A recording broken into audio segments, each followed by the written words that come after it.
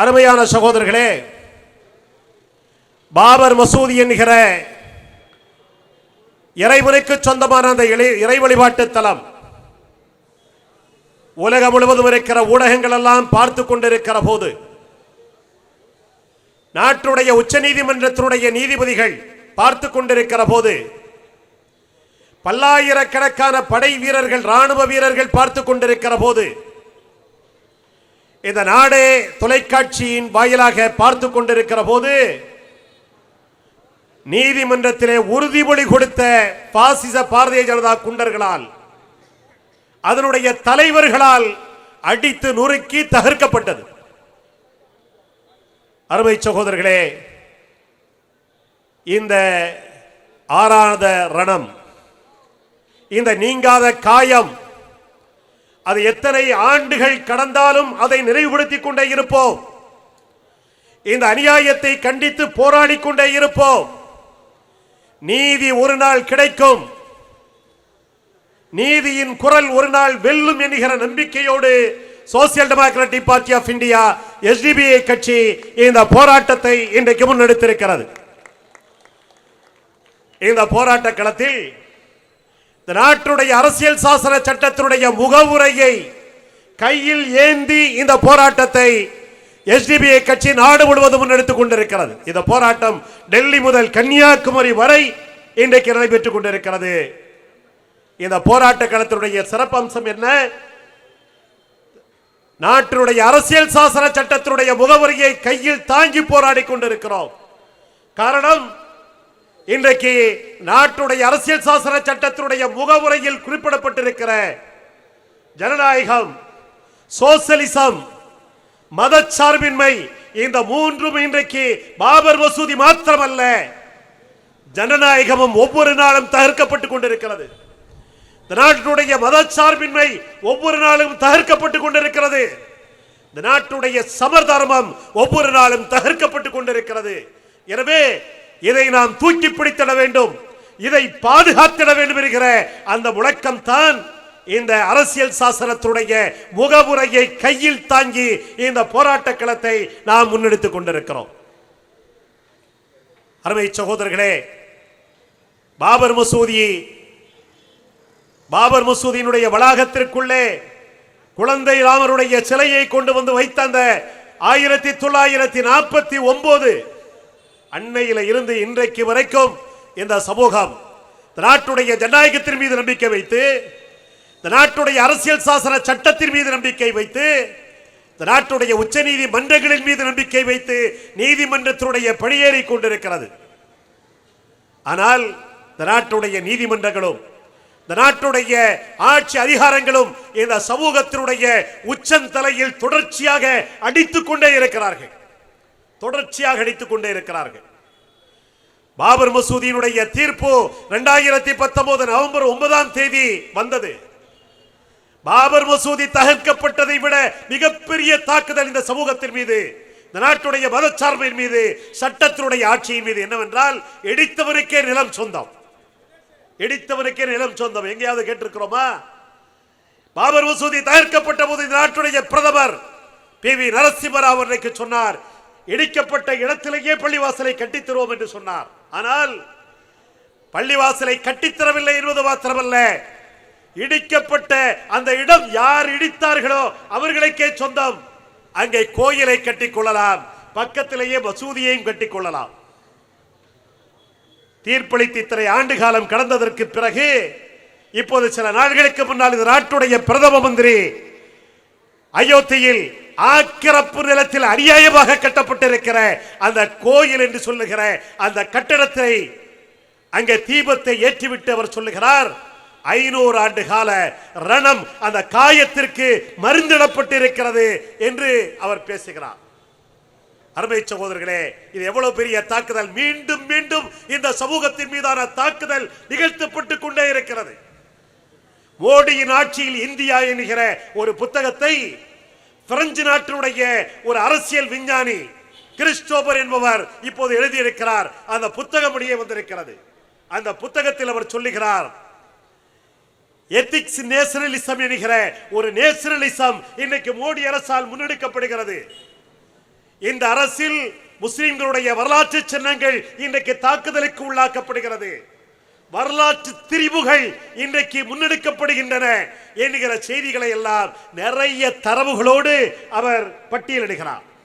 அருமை சகோதரர்களே, இந்த பள்ளிவாசலுடைய தீர்ப்பு வந்த போது நாட்டில் இருக்கிற முக்கிய அரசியல் கட்சிகள், காங்கிரஸ் கட்சி உட்பட எல்லா கட்சிகளும் இதை வரவேற்றார்கள். எஸ்டிபி கட்சி வலிமையாக இதை நாங்கள் கண்டித்தோம், இதை எதிர்த்தோம், இன்றைக்கும் களத்தில் நின்று போராடுகிறோம். இந்த தீர்ப்பு நியாயமல்ல, நியாயத்தின் மீதான தாக்குதல், நீதியின் மீதான தாக்குதல், எங்களது போராட்டம் தொடரும் என்று அன்றைக்கு அறிவித்தது social democratic party of India, SDP கட்சி. அருமையான சகோதரர்களே, எல்லோரும் என்ன எதிர்பார்த்தாங்கன்னா, இந்த தீர்ப்பு சரி என்பதற்காக ஏற்றுக்கொள்ளவில்லை, இப்படியாவது இந்த நாட்டில் ஒரு பதட்டம் குறைந்து விடாதா? பாபர் மசூதி பாபர் மசூதி என்று போராடி கொண்டே இருக்கிறோமே, நாடு முழுவதும் பதட்டங்கள் உருவாகிறது, பிரச்சனை உருவாகிறது. இந்த தீர்ப்பு அநியாயமாக இருந்தாலும் இதோட ஒரு பிரச்சனை முடிந்து விடாதா என்று சொன்னார்கள். அப்போதே நாம் சொன்னோம், இந்த ஒரு கோயில் ஒரு மசூதியினுடைய பிரச்சனை அல்ல, இது இந்த நாட்டில் இருக்கிற ஒவ்வொரு மசூதியையும் குறிவைத்து இந்த ஆர்எஸ்எஸ் கும்பல் இந்த திட்டத்தை அவர்கள் செயல்படுத்திக் கொண்டிருக்கிறார்கள். எனவே இதோடு இது நின்று விடாது என்று அப்போதே நாம் சொன்னோம். இன்றைக்கு இது தொடர்ந்து கொண்டிருக்கிறது.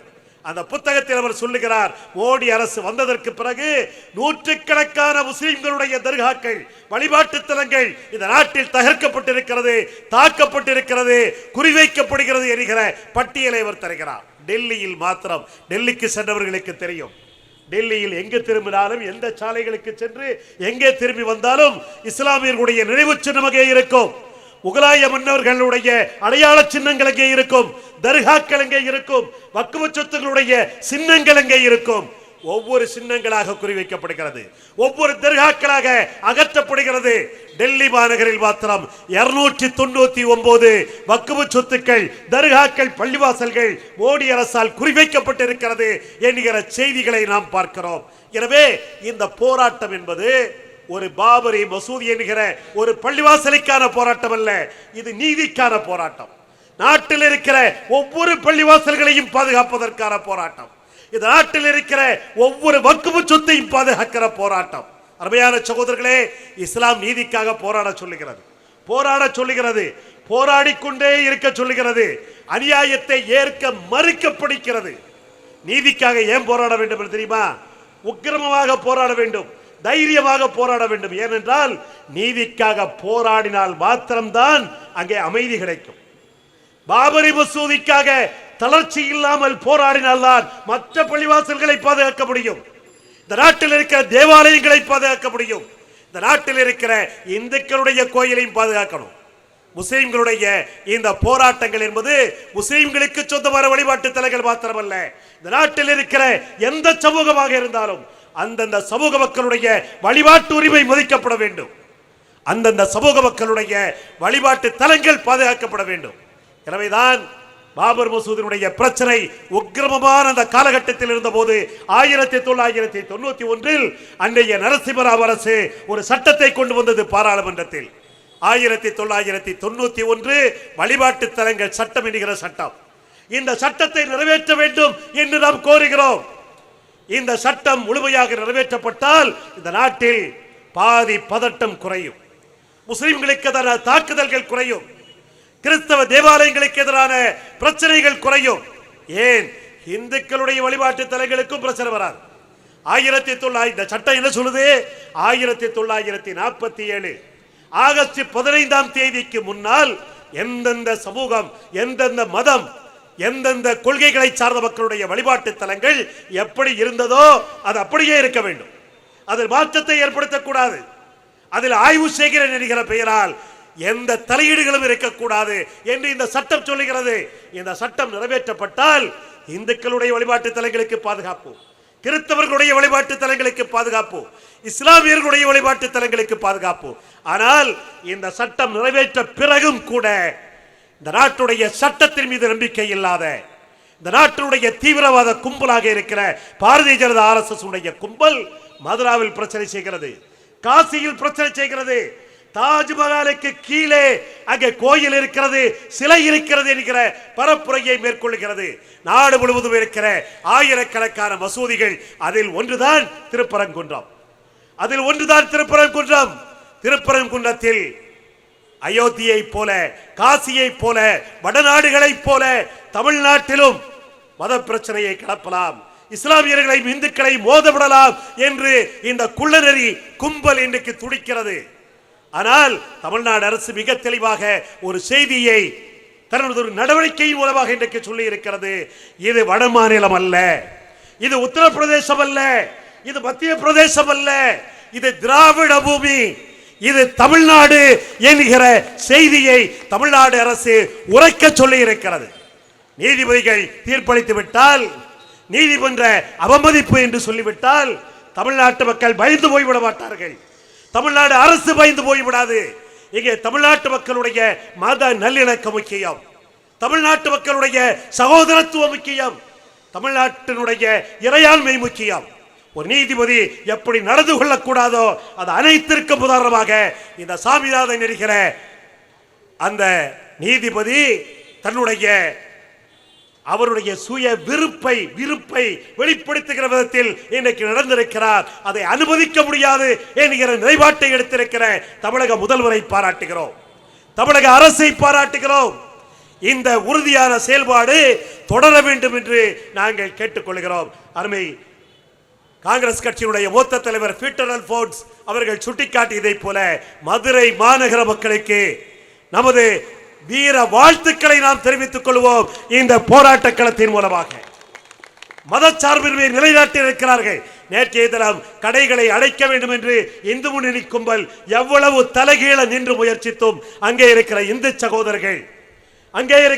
சகோதரர்கள் ஒரு கடையை கூட நாங்கள் அடைக்க முடியாது என்று மத நல்லிணக்கத்தை, சகோதரத்துவத்தை நிலைநாட்டி இருக்கிற அந்த மதுரை மாநகர மக்களுக்கு இந்த போராட்ட களத்தின் வாயிலாக எஸ்டிபிஐ கட்சியின் சார்பாக நாங்கள் எங்களது வீர வாழ்த்துக்களை நாங்கள் தெரிவித்துக் கொள்கிறோம். இதுதான் தமிழ்நாடு, இதுதான் தமிழ்நாடு. அருமை சகோதரர்களே, ஒரு செய்தியை இந்த நாட்டில் இருக்கிற எல்லா நமது சகோதர சமுதாய இந்து சகோதரர்களுக்கும் நாம் கொண்டு செல்ல வேண்டிய ஒரு தேவை இருக்கிறது.